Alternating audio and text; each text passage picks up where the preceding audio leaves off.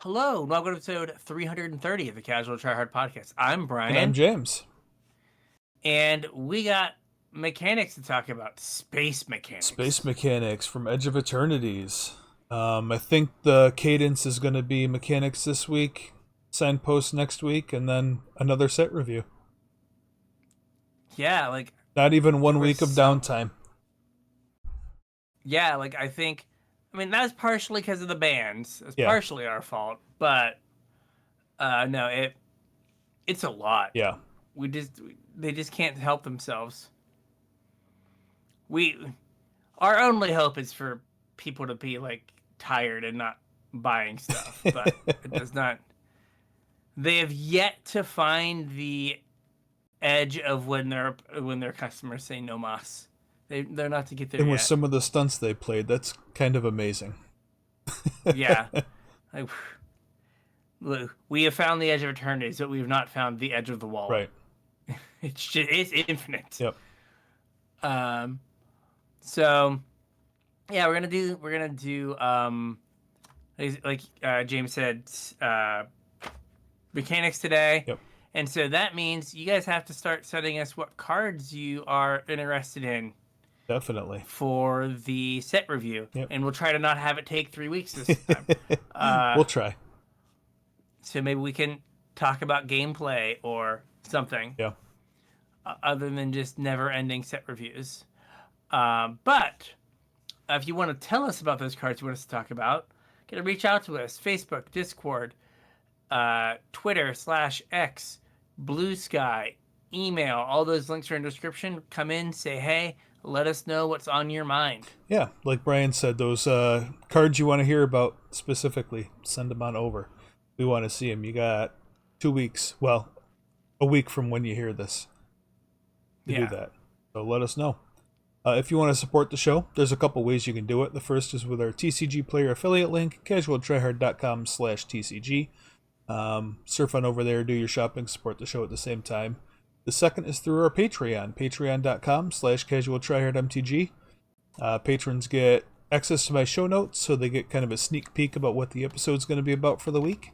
And they also get access to our unshow. Every week we need to make sure our equipment still works and our computers haven't changed settings on us. And we also catch up while we're doing that. And we record it and Yeah. post it up for the patrons, unscripted, unedited, as the unshow. So if either of those things sound good to you, or if you just want to support the show, patreon.com/CasualTryHardMTG, chip a couple bucks in. Yeah, please. Someone's loud. Yeah. Not used to that in this sleepy Wisconsin Little neighborhood. neighborhood. That car's not powered by cheese.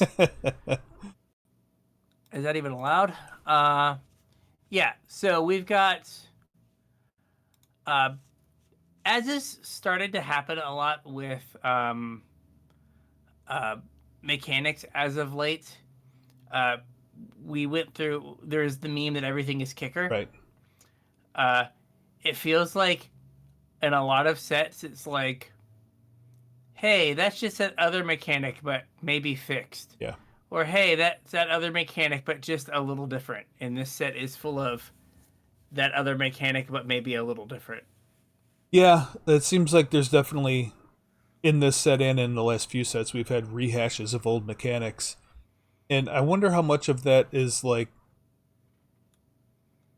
design space related. Because like you hear wizards talk about like opening up new design space or whatever when they come up with some crazy idea to do. But like even when they open up design space though, that doesn't always mean a mechanic. Like it could be in terms of the card itself. So Mm-hmm. not every new thing they do is going to have new design space for mechanics. It might be like a line of text or an ETB ability or whatever, and like not be an actual mechanic. Yeah. Do they like are they having to rehash all these old mechanics because they're running out of like new ones to do? I feel like we have kind of felt like, hey, they're running out of design space a few times. and they kind of, well, they keep making new ones, or new-ish ones. But like, I would not be surprised. There's only so much you can do Yeah. in a physical card game. Yeah. With like restrictions on tracking, and there's a few cards they've printed as of late that like kind of skirt the tracking restrictions. Yeah. I mean, even like starting town, like, is it the first, second, or third turn? Like, that's easy to track, but that's not something we've really had to. Right. I guess there's like one or two other cards that track that, like Yeah.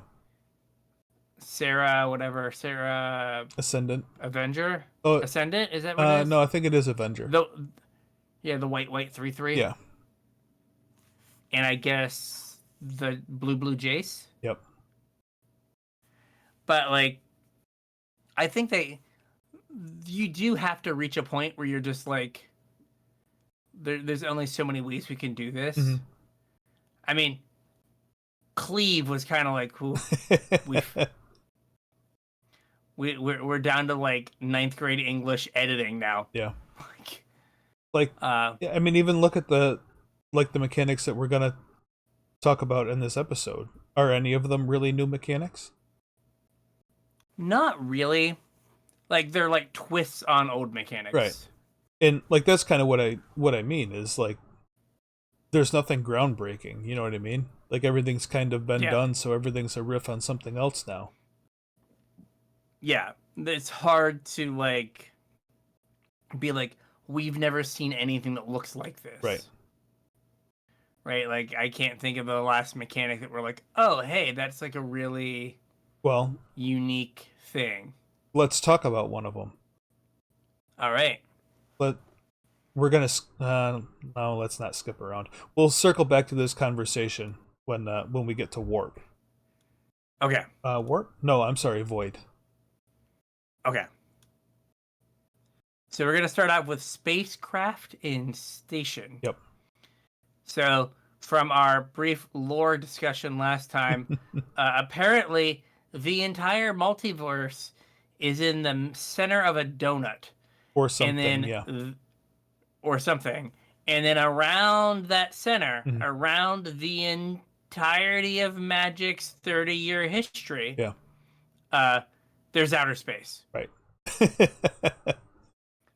And so there's apparently there are walls that separate the Chewy multiverse center from the doughy edge of eternities.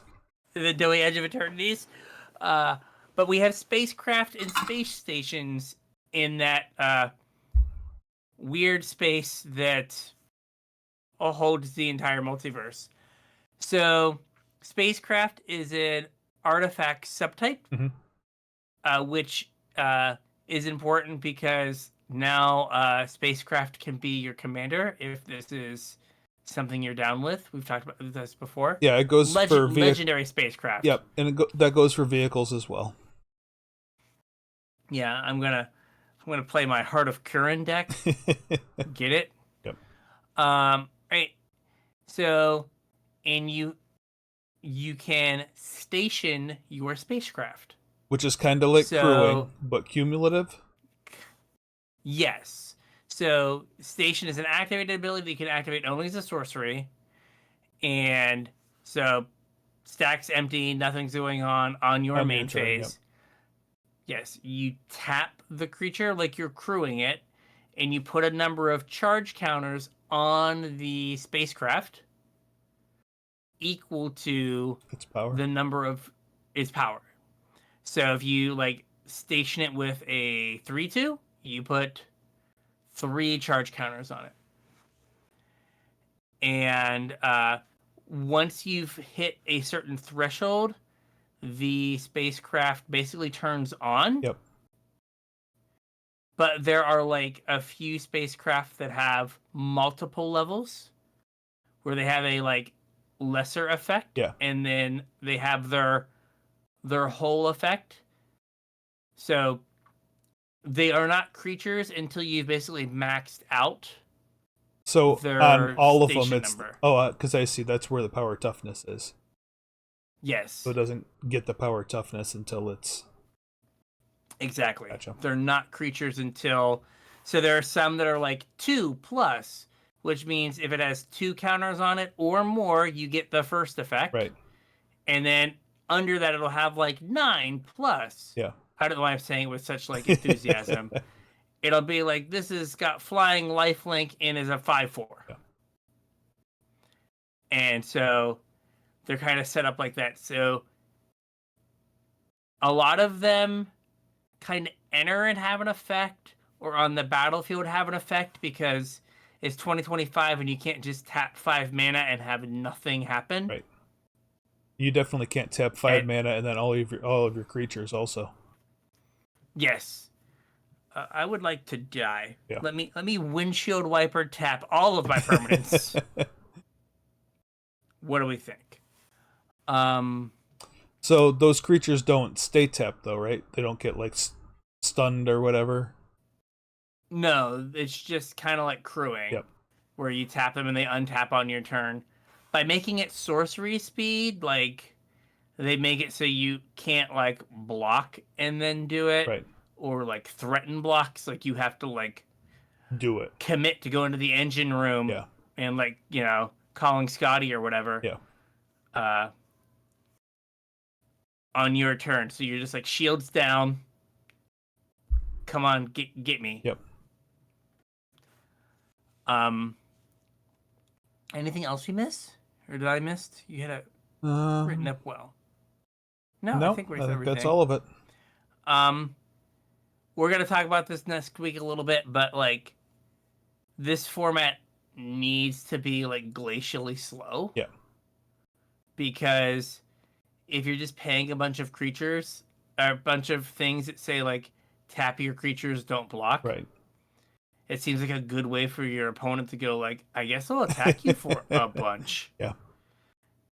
So we have Wormwall Sweeper is our example. It's 2 mana for a spacecraft artifact spacecraft at common, and when it enters, surveil 2, and then station plus the reminder text, and its station number is 4+. It has flying and is a 2/2. So, right, this is 2 mana for a surveil 2 and nothing else. So too much mana for that. Right. And then you've got to like tap probably 2 creatures. Yeah. But you can do it across multiple turns. You can like tap a 2/2 the turn you play this, and then next turn tap another 2/2. Yeah. And now it has 4 counters, and it is on for the rest of the game. You never have to like station it again once you hit the number. Yeah, it just gets that. All right. So the next mechanic is kind of a cheater, but it was listed as a mechanic. Okay, hit me. It's Planet. Ooh. It's a new non-basic land type, and that's it. Planets don't have any rules or functionality tied to it. They just exist to exist. Okay. But planets are similar to spacecraft. Yes. With enough people, they do something. These ones do. Yes, I guess like we don't have any other planets to go off Right, of. no frame of reference. And Yes. the write-up specifically said Planet doesn't have any rules or functionality tied to it. Okay, so it's just a word on a card. yeah, so it's kind of like, I mean, it's would like Gate would have nothing tied to it as well, right? Oh, There's not, yeah, I like, guess special so. text for Gate. So, but then things reference gates, but there's not like, if you have a gate, do a thing. Right. So Interesting. Yeah, so planet. Yeah. The what does this cool planet do? So this is Uthros Titanic God Core. It's the blue land dash planet. Enters taps and taps for a blue, and it has station for 12+. You pay a blue, tap it, and add blue for each artifact you control.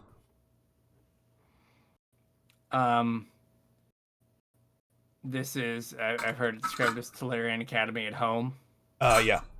Like way. I can't afford a Tulare. Maybe in the basement. I can't afford a Tulare Academy. Exactly. It's at the back of the pantry. Yeah. It's a little moldy. So like this gives them an excuse to do one of their favorite things, which is reprint a fixed version of Tolarian Academy and Gaia's Cradle. Yeah. And then print 3 dog crap cards to go beside them. Basically. Like, just like, we want to do this. Excellent. Do your thing. Go off, King. And then they're just like, we don't know what to do with these other ones. And that's the problem. Nobody ever knew what to do with the other ones. So we have the green one. Avendo, Waking Haven. Same exact text, except for pay a green, tap, add green for each creature you control. So Gaia's Cradle. So we have Academy and Cradle. And then the red one is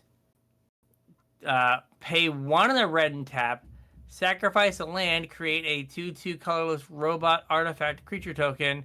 Then creatures you control get +1/+0 and gain haste until end of turn. For the love of God, what are we doing? That's awful. Idea. They were like, gotta make sure we get the Shivan Gorge of the set. Make sure we get. There it is. And then we have a Dago? A Dagia.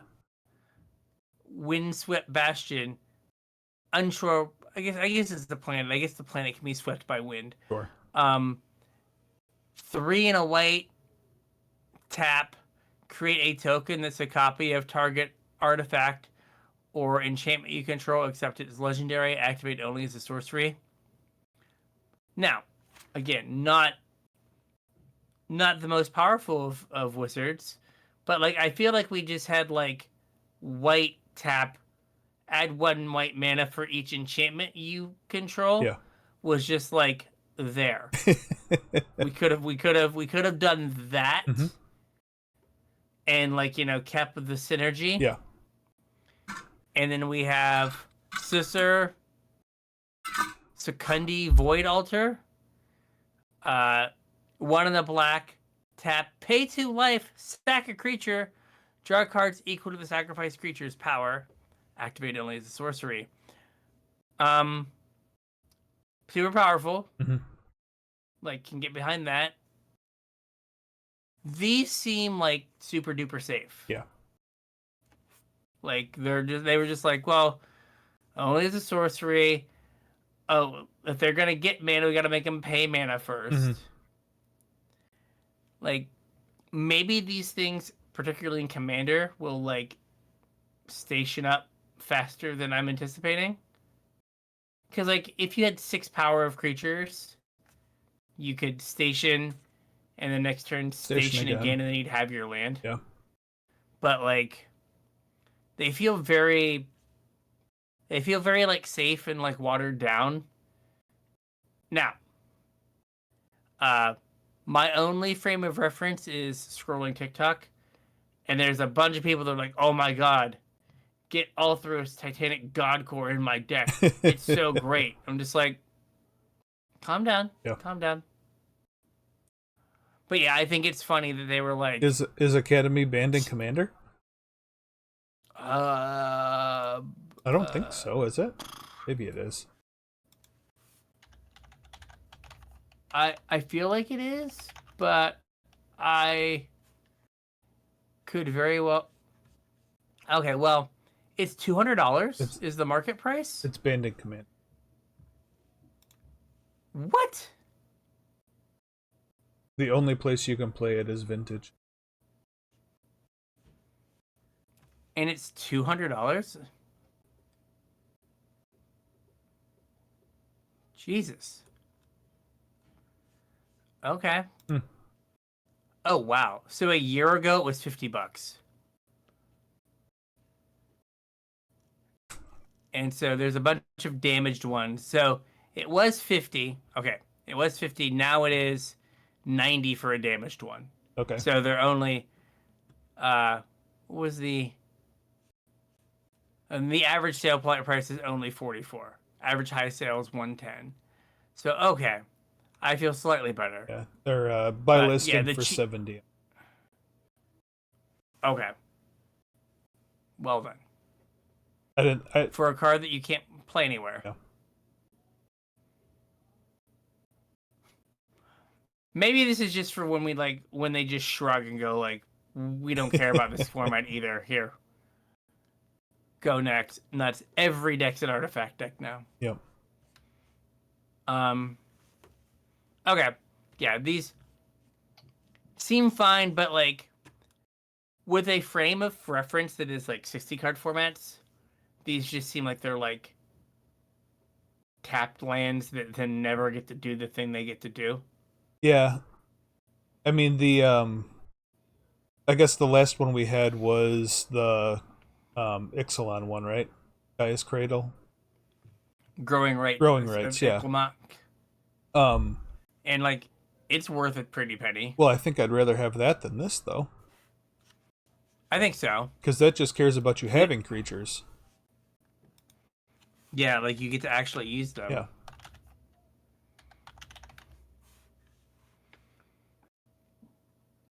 Well, I say that. Growing light rights is $3. I think it just caught a reprint. There's a Judge promo, a Buy a Box promo. Oh yeah, it was also in Lost Caverns of Ixalan. Yeah. So yeah, it's been. I can't go back further than a year. This is why I'm selling cards, because that card was like way more than $2. Yeah, but like a card like Growing Rights is just like, do you have creatures? Right. Did you use them for creature-like things? Amazing. Not turn them off for two or three turns. Yeah, as opposed to like, just put them to sleep. It'll be fine. Put them to sleep. All right. The next one is actually a mechanic. Okay. And it's Warp. Warp is an alternate cost.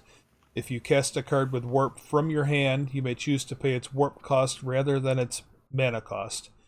If you do, you exile the permanent.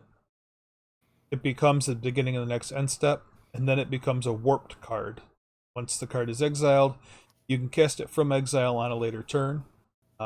Warp is mostly on creatures, but can appear on any permanent. And because it's only usable from your hand, you can't warp from Warp. Yes, you can't warp from exile. Right. Okay. So, a lot of the creatures, not all of them, but a lot of them have like Enter the Battlefield's ability. Mm-hmm. So, like, you have Starfield Shepherd as an example. 3 white for an angel that's a 3/2 flyer. And when this creature enters, search your library for a basic plains card or a creature card with mana value 1 or less. Reveal it, put it into your hand, then shuffle. And its warp is 1 and a white. Mm. So, like, if you have your second land, it guarantees you your third. Yep. And then on turn 5, like, a 3/2 flyer isn't the best, but it's not like embarrassing, and it either like pulls the planes out of your deck or gets you a 1-drop creature if you have one. Yeah. Kithian or something. Oh, it doesn't have to be white either. It can be any color with mana value 1 or less. Color. Yeah. Yeah, go get anything. Yeah. So like it fills kind of the same role or as Adventure, where like you're getting a spell like effect, and then an overcosted for when the creature ETBs, and then an overcosted creature. Yeah, I haven't seen any that I was like, oh, like both sides of that are fair. Well, we talked about anti-causal vestige, and that's pretty close to both sides are fair. Yeah. But I think that as the spoiler season continues, like be on the lookout for the cards that like one of the sides seems pretty fair, and the other side is maybe at like rate. Like this, I feel like the warp is fair. Yeah. But then the creature is a little too much. Yeah. To like be okay with. But it's close. We also, I think it was in last week's Unshow, we talked about maybe keeping an eye out for warp cards because of flicker and blink effects. Mm-hmm. Yeah, this just screams blink stuff. Yeah, kind of the same way they evoke elementals. Yeah, so I guess like this is, you can think of it as adventure or like evoke. Yeah. But like with evoke, it like went away. Right. Where this is like evoke but better. Yeah. Because you get to cast it again. Mm-hmm. Have you seen All Fates Stalker? No. It is blue. Sorry, try again. It is 3 and a white for a Drix Assassin. It's a 2/3. When this creature enters, exile up to 1 target non-assassin creature until this creature leaves the battlefield. Has warp 1 and a white. So it is itself a flicker effect. Yeah. Because you could like play your Starfield Shepherd. Yeah. On like turn 4 for its warp, and then warp in the and blink the Starfield Shepherd. Yeah. So that is a. So they have at least one blink card like in the set. We should be getting a common uncommon dump soon too, so there may be more still. Yeah, Thursday or Friday.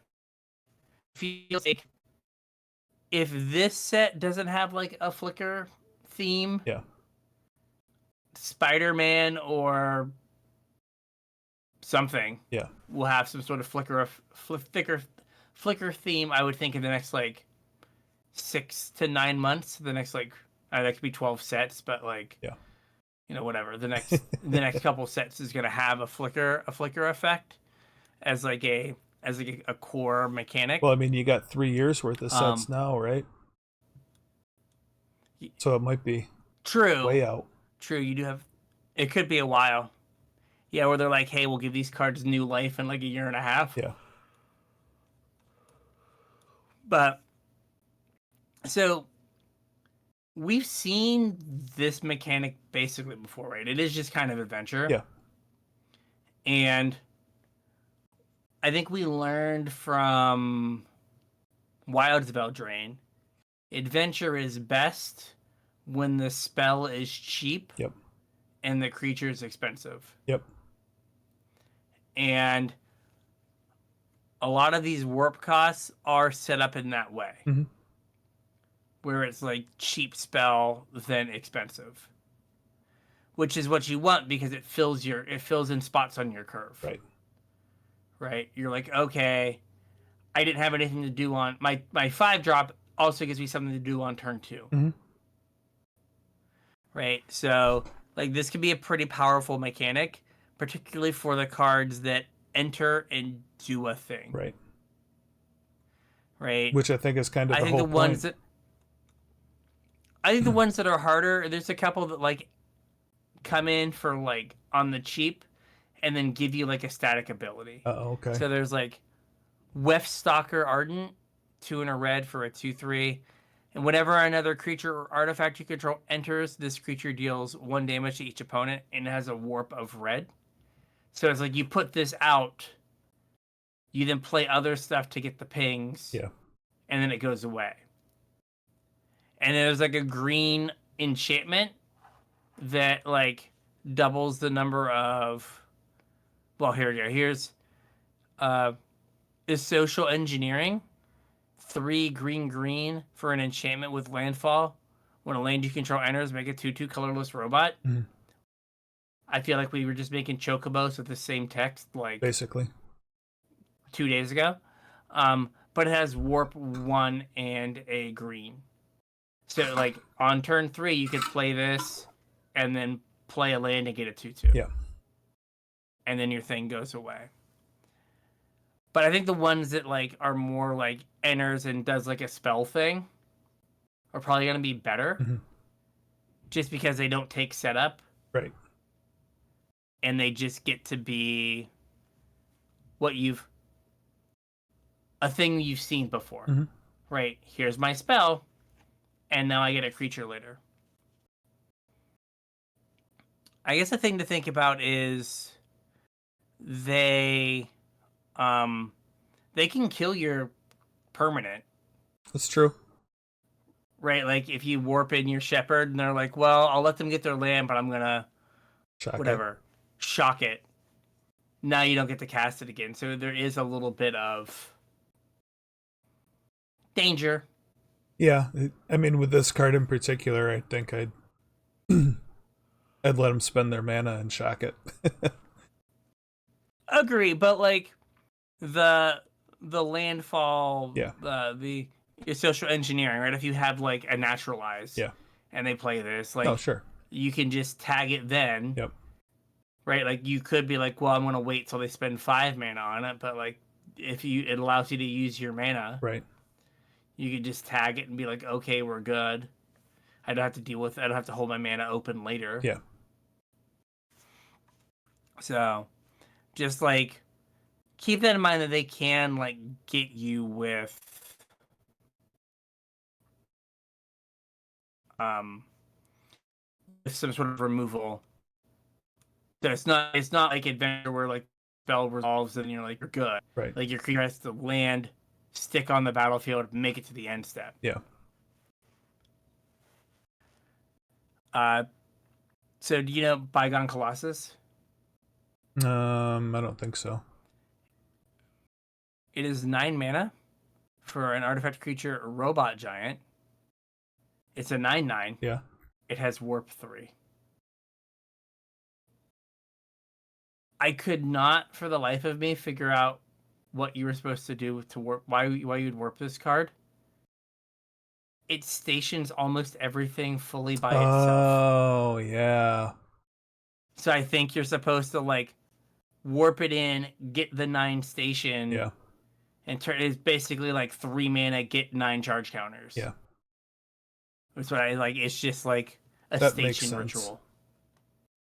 But I was like looking at it, I was like, why on earth would you like pay 3 mana to just have your 9/9 sack itself Yeah. at the end of turn? Like, what are you doing? And I was like, oh, you station with it. Ah, I see. I'm so smart. Yep. It only took me way too long to figure that out. But I was like, why? Like, this is so dumb. But like, a lot of them are 12 plus, and it gets you like 75% of the way there. Yeah. So, like, it makes sense. But like, it better be a really good station if you're like 3 mana, Charge it. like charge it, and then also I put a 9 mana 9/9 vanilla in my deck. Yeah. Cool. All right. What is our next happy little mechanic here? This is Void. It is. Void. So we have void abilities. Oh, go ahead. I think we're on a little bit of a delay here.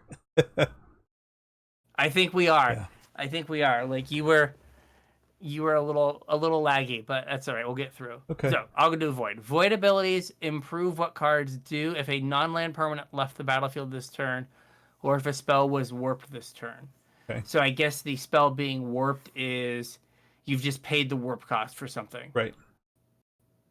So I guess like that works because your permanent leaving the battlefield's on layaway. Mm-hmm. Right. Like we know something. We know it's going to leave eventually, Right. so we're going to give you. We're going to give it to you. So for instance, in sorceries, void may provide an alternate effect indicated by the word instead. Mm-hmm. Void may also provide an additional effect, adding to what the spell normally does rather than replacing it. And then permanents can also have void abilities. In most cases, these are triggered abilities that trigger when the void condition is met. That is, the ability triggers only if a non-land permanent has left the battlefield that turn or a spell is warped that turn. It does not matter who controlled the non-land permanent or who cast the spell, and it doesn't matter what happened to the spell after it was cast. Yep. Very legalese there. But I think the big thing is that is different about Revolt, because this is just like Revolt, is it's anyone's permanent. It's not yours. Right. So if you kill a creature, you then get the discount. So this is kind of. So what is our card? Well, hang on. Before we get to the card, Okay. This is kind of what I was talking about when we started the episode, and I said we'll get back to this in a minute. And it's exactly what you just said, like comparing this to Revolt. Like when Revolt came out, the only thing that was like close to it was Morbid, right? And that's not. That's almost Revolt, but not quite. But that's kind of like new design ground. You know what I mean? Whereas this is clearly just a Revolt ripoff. And I don't want to say ripoff because it is different, but it's people call it like fixed Revolt. Yeah. Because they specifically said non-land. Yeah. So you can't turn these on with fetch lands. Oh, okay. Which I think really limits the playability. Yeah. Right, because you have to typically for something to go away, you have to spend some mana. Yeah, a resource of some sort. Right, unless you've traded a creature or something, like you've had to spend the mana. Yeah. And so like that resource that you spent gets tacked onto the card. Right? It's like, hey, this costs 2 less, but it also costs you 2 mana to sack a food. Right. So like it's the same. Or hey, this costs, this kills a creature mana value 4 or greater, but you had to like run your 2/2 into their 3/3. Right, to make it happen. Right, so there's like an extra tax attached to it. Where Revolt, like as we've all known with Fatal Push, you're like, sack my fetch land. Right. Activate Field of Ruin. Yep. Kill your thing with my Fatal Push with the swamp that I got. Yep. So the non-land thing probably hurts us pretty substantially. So yeah, the card that we have here is Tragic Trajectory. That's easy to say. Single black mana for a sorcery. Target creature gets -2/-2 till end of turn. Or if you have Void, that creature gets -10/-10 until end of turn instead, and then the Void text. Yeah. If it wasn't a sorcery. Yeah. If it was just is it Stab is the new version of the card? Yeah. If it was just Stab or Disfigure with an extra, cool. But I guess that makes it too close to like better Fatal Push. Yeah, that's probably just Fatal Push. Yeah. I mean, but like you could get Murktide Regents and stuff with it. Yeah. Yeah, like Void like seems fine. Like keep in mind that it like works off your opponent's permanents. I wonder if like your cards are gonna like light up or something, or like if you have like a reminder on Arena like Void has been triggered. Yeah, if you have like a Void card in your hand. Yeah, I'm not sure. Maybe that card just like the symbol turns on or something. Yeah, because like this is gonna be like a nightmare to track in like paper. Yeah. Like I will mess this up like 1,000 times at pre-release. Maybe that's why it's a sorcery, like because they don't want to have you worry about your opponent's stuff on when you're casting it. Like you can't. I wonder get how your many opponent, of them are sorceries. You know what I mean? Yeah, if they do something and then you're like, haha, like you've activated my trap card. Yeah, I wonder if it is. I wonder if they're all like. I wonder if the spells are all sorceries, or like most of them, except for like, one at higher rarity. Yeah. Where it's like, oh, okay, it doesn't matter that they can't activate your trap card. Looking. So there's an equipment that lets you attach it for free at the end of turn. Okay. So basically a thing that only matters on your turn. Yeah,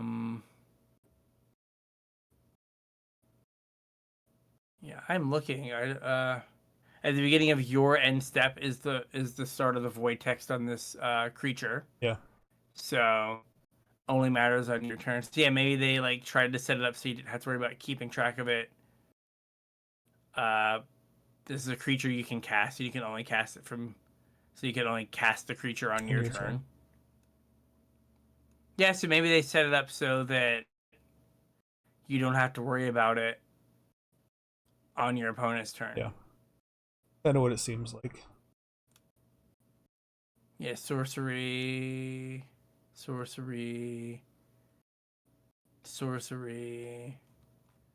Yeah. Okay, maybe they did. The next time they print this, it'll be like void in your opponent's draw step Thoughtseize them or something. Like the most like awkward timing imaginable. They'll be like, it's fine. Arena will track it for all these idiots anyway. They'll figure it out. They'll figure it out. It's fine. Yeah, like we've played with it before. Yep. It's fine. Yep. Right, and it's like kind of fixed and kind of seems like it has training wheels. Mm-hmm. So that you can't get too you can't like sacrifice your lander token and then have your opponent blow you out. Yeah. So that's probably good. Speaking of, and then our last thing is lander tokens. Yeah, look at that. Professional podcaster. Sorry. Oh, we forgot our card. No. Well, we talked about one of them. I don't know why I had two of them in there. Okay, that's all right. Yep. All right, so we have lander tokens. Lander token. What is a lander token for the people? Well, it's another game object that we get to put on the battlefield. Whoa! So a lander token is an artifact. Here, let's start with a lander token.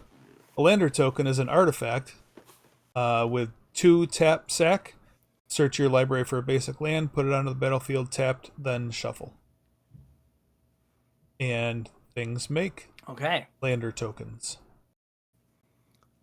Like Galactic Wayfarer. 2 and a green for a 3/3 human scout. When this creature enters, create a lander token. So, lander tokens are just colorless rampant growth. Basically.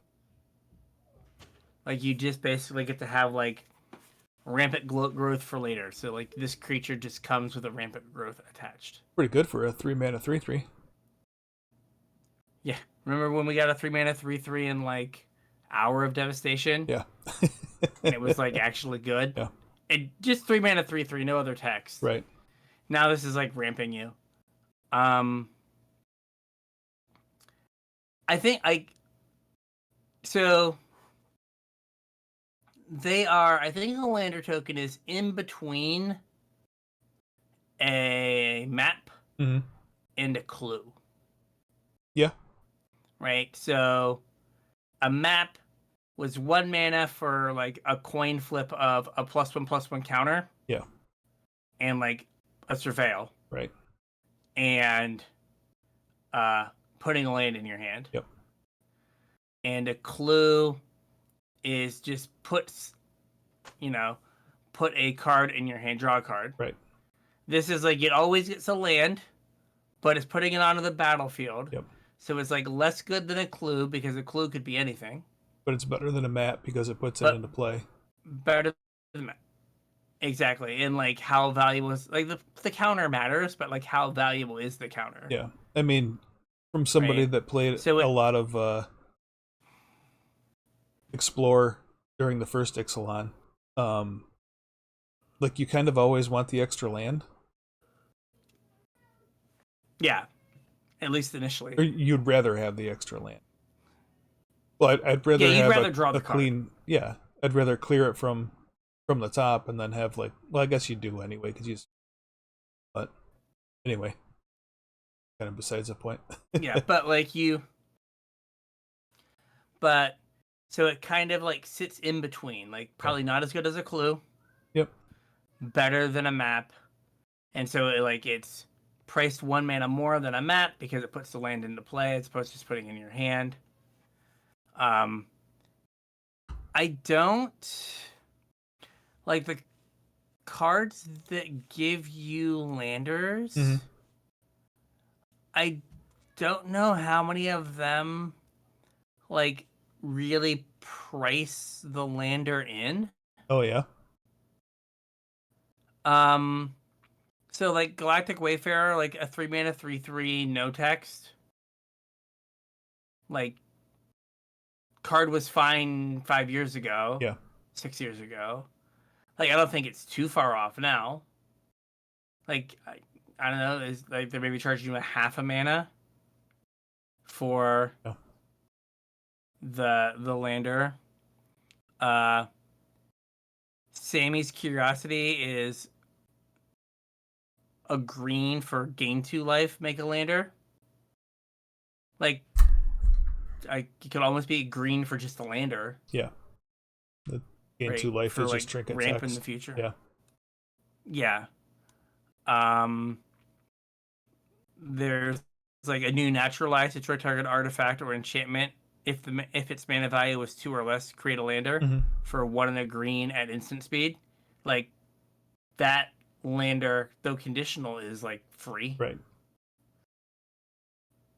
Naturalize with upside. So like the land, yeah. So like the landers, the ones that have landers, doesn't feel like they're priced in a lot. Yeah. You know what I mean? It doesn't feel like there's like, oh man, this card would have cost 3 mana, but it has a lander, so it's 5 or it's 4. Yeah. It just feels like the landers are. There's like the Coiling or Oracle variant that's blue green for a 2/2, and when it enters, you make a lander. And then it has more text, 8, draw 2 cards and create a robot. So like, I'm not gonna say they're free, but they don't feel like they're like the whole amount. Right. So, I mean, we have seen that random rectangle is good. Yeah. Game object deck. Yes, is good. So I mean, just about these are probably good. Yeah, just about every one that we've ever had has been useful. Like, what was the worst one we had? Blood. And Bloods were good. Maybe, yeah. Yeah, I mean, Blood Tithe Harvester still sees play. Right. Same with Voltaire and Epicure. Like, they see play for, like, maybe non-blood related reasons, but, like, think about, like, if you play against, like, the black-red deck, they just get to use their, like, 4 bloods as ways to get rid of, like, land 6. Right. Like, throughout the game. So, yeah, I mean, I think these are going to be pretty good. Yep. And there are a lot of higher rarity cards that care about you having artifacts and doing stuff with artifacts. Yeah. So, like, these are the trinket artifacts that they're giving you to, like, make all the other stuff work. So, I can't imagine that they are going to be bad. No, I don't think so. And I mean, I think they're going to be powerful. Like a reasonable creature that just also gives you rampant growth. Yeah. Right, like our Galactic Wayfarer. So 3 mana 3/3, fine, not great. But if I said 3 mana 3/3 draw rampant growth, right, you'd be like, oh hey, that's really good. I get to draw rampant growth, right? And that's what this is saying. Draw a rampant growth that you can cast whenever you want. Right. And they also have other synergies with things that care about artifacts. Or things leaving the battlefield. 3/2s that are free sack outlets for artifacts. Yeah. Right. So there's enough things that it seems like, yes, this will see play. So yeah, this set, just from like first blush, and I said it before, feels like it has to be slow, doesn't it? Well, Yeah, except that like Void kind of like incentivizes you to get in there and trade. Mm-hmm. Unless the And sack like, theme is super high, like that's kind of an aggressive. I mean, it's not as aggressive as like Battle Cry or something, but it doesn't really want to or board stall. exert. Yeah, Yeah. So like it's funny because it seems at odds, right? That like the station mechanics like tap all your can take stuff. your time, tap all your stuff, but then to make the station mechanic good, they have to make a bunch of things that have more power than toughness, Right. right? So like they're stationing faster. So I don't know if you're gonna be in a situation where like you're gonna have a bunch of like 3 1s and 4 1s and 5 2s looking at each other Yeah. that can't like realistically attack. So you're just like, well, I gotta wait till I get my spacecraft Mm-hmm. because then I can have all these guys hop in and we can, go to the bridge and go to the holodeck and whatever. 10 forward. Right? 10 forward. Yeah. That one I don't know. Isn't that like the bar on the Enterprise? Oh. Oh gosh. I do not remember. Sorry, I'll, got a little too nerdy there for that's you. fine. you will. I didn't know the Enterprise had a bar. Yeah, that's where Guinan works. Was that the Enterprise? Oh, it was one of the Enterprises. That was Next Gen. Yeah, next gen. Like the weird like dude with this like brown with like the flat with the like smooth head that's all bumpily. No, that's Is that the guy? that's Worf. Not Worf. Guinan, Whoopi Goldberg was Guinan. Not who I'm thinking of. Then. Was it Next Generation or was it Deep Space Nine?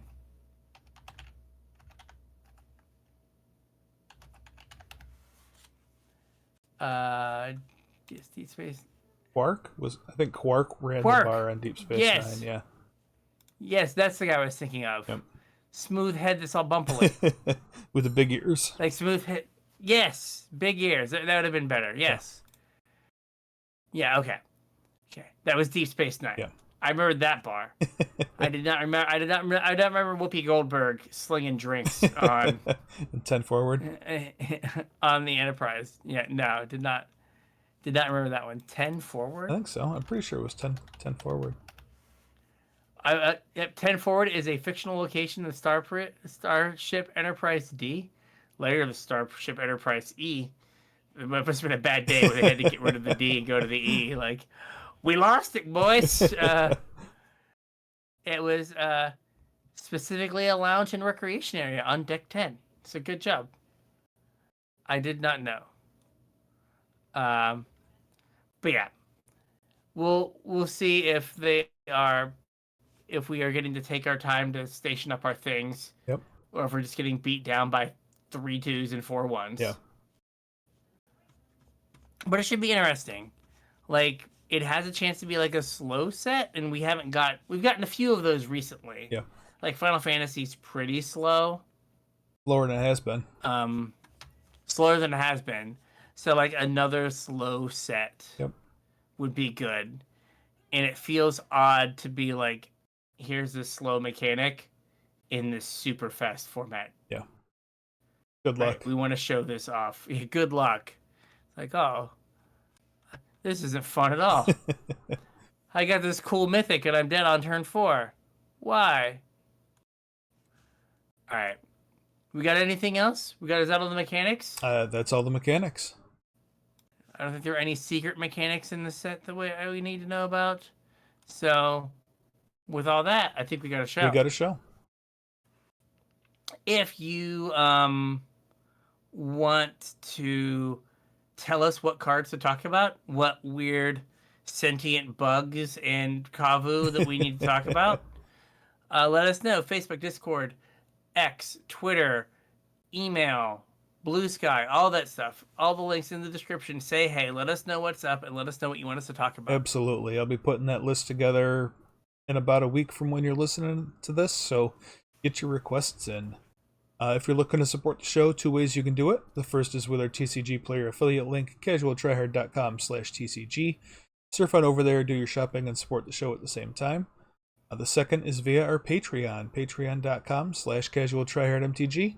Chip a couple bucks in, you get access to my show notes, you get access to about another hour of content in the form of our unshow, and get to support us. We appreciate that. So with that, we'll catch you on the internet. We'll catch you on the internet.